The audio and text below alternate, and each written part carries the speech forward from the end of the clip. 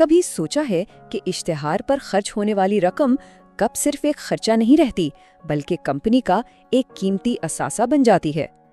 یہی وہ سوال تھا جو ایک مشہور بوٹلنگ کمپنی اور حکومت کے درمیان کروڑوں روپے کے ٹیکس تنازع کی جڑ بنا۔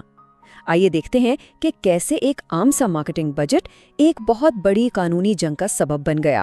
جی ہاں، یہ ہے وہ رقم جو اس سارے معاملے کے مرکز میں ہے، تقریباً 37 کروڑ روپے۔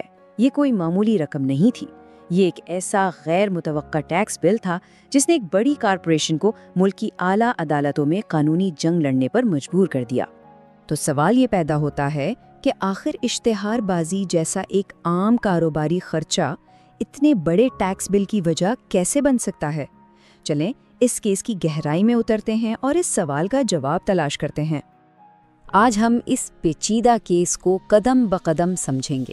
سب سے پہلے بات کریں گے اس بڑے ٹیکس بل کی، پھر دیکھیں گے کہ اختیارات پر کیا بحث ہوئی، اس کے بعد اصل مسئلے پر آئیں گے کہ یہ خرچہ تھا یا اثاثہ، پھر امورٹائزیشن کے اہم تصور کو سمجھیں گے اور آخر میں دیکھیں گے کہ عدالت نے کیا فیصلہ سنایا۔ تو کہانی شروع ہوتی ہے ایک عام سے ٹیکس ریٹرن سے، لیکن یہی وہ دستاویز تھی جس نے ایک بہت بڑے کارپوریٹ تنازع کی بنیاد رکھی۔ اس کہانی میں دو مرکزی کردار ہیں، ایک طرف ہے نوبہار بوٹلنگ کمپنی جو ٹیکس ادا کرتی ہے، اور دوسری طرف ہے کمشنر ان لینڈ ریونیو یعنی ٹیکس وصول کرنے والی اتھارٹی۔ اب ذرا اس ٹائم لائن کو دیکھیں۔ 2022 میں ایک معمول کا ٹیکس ریٹرن فائل ہوا، لیکن صرف ایک سال کے اندر 2023 میں اسے چیلنج کر دیا گیا اور ایک بھاری بھرکم ٹیکس نوٹس آ گیا، اور پھر صرف 2 سال بعد یہ معاملہ ملک کی ایک بڑی عدالت لاہور ہائی کورٹ تک پہنچ گیا۔ پیسے کی بات تو بعد میں آتی ہے، پہلے تو لڑائی اس بات پر ہوئی کہ کیا ٹیکس اتھارٹی کو اس معاملے میں مداخلت کا حق تھا بھی یا نہیں۔ یہ جنگ پیسے کی نہیں بلکہ اختیار کی تھی۔ یہاں دونوں طرف کے دلائل میں زمین آسمان کا فرق تھا۔ کمپنی کا کہنا تھا کہ ٹیکس اتھارٹی کی کارروائی غیر قانونی ہے، ایک طرح کی تفتیش ہے جس کا کوئی جواز نہیں، جبکہ دوسری طرف عدالت کا نظریہ یہ تھا کہ چونکہ ریٹرن میں خامیاں تھیں اس لیے اتھارٹی کا ایکشن قانون کے عین مطابق تھا۔ اور اس معاملے پر عدالت نے بالکل صاف فیصلہ سنایا۔ انہوں نے کہا کہ ٹیکس آفس نے اپنے قانونی اختیارات کے اندر رہ کر کام کیا، کیونکہ ریٹرن میں غلطی تھی اور کمپنی کو اپنا موقف پیش کرنے کا موقع بھی دیا گیا تھا، لہٰذا دائرہ اختیار پر کمپنی کا اعتراض مسترد کر دیا گیا۔ اختیارات کی جنگ تو ایک طرف، اب آتے ہیں اس کیس کے اصل مدعے پر۔ وہ 63 کروڑ روپے سے زیادہ کا ایڈورٹائزنگ بجٹ آخر تھا کیا؟ خرچہ یا کچھ اور؟ یہ چارٹ دیکھیں، ساری کہانی خود ہی سمجھ آ جائے گی۔ کمپنی کے کل اخراجات میں سے تقریباً 40 کروڑ پر کوئی اعتراض نہیں تھا۔ اصل تنازع تھا بقیہ 63 کروڑ روپے سے زیادہ کے اخراجات پر جو پبلسٹی اور اشتہار بازی پر کیے گئے تھے۔ تو اصل سوال یہ تھا، اور یہی اس کیس کی بنیاد ہے، کہ کیا یہ بھاری بھرکم ایڈورٹائزنگ مہم صرف 1 سال کا خرچہ تھی یا ایک ایسی سرمایہ کاری جس کا فائدہ کمپنی کو آنے والے کئی سالوں تک ملنا تھا؟ اچھا، اب اس کیس کو صحیح سے سمجھنے کے لیے ایک بہت ہی اہم مالیاتی اصول کو سمجھنا ضروری ہے، اور وہ ہے امورٹائزیشن۔ یہی وہ چابی ہے جس سے عدالت کے فیصلے کا تالا کھلتا ہے۔